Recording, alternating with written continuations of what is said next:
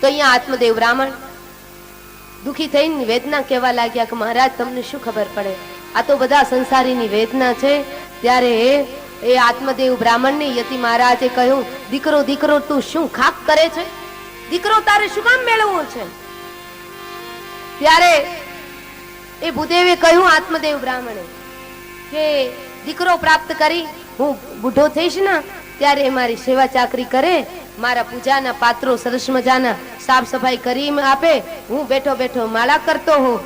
મારા દીકરાની વહુ એમ બગિયામાં જાય અને સરસ મજાના પુષ્પો ચૂંટીને આવે, ભગવાન માટે મને ફૂલો ચૂંટીને આપે, હું ભગવાન ઠાકોરજીને પુષ્પ ચડાવું. ત્યારે પેલા યતિ મહારાજને હસવું આવ્યું ને કહ્યું કે આ બધી વાત તો 25 વર્ષ પછીની કરે છે, તને ખબર છે કાલે સવારે શું થવાનું છે? શુભસ્ય શીઘ્રમ, જલ્દી કરવું જોઈએ. કોઈ પણ સારું કામ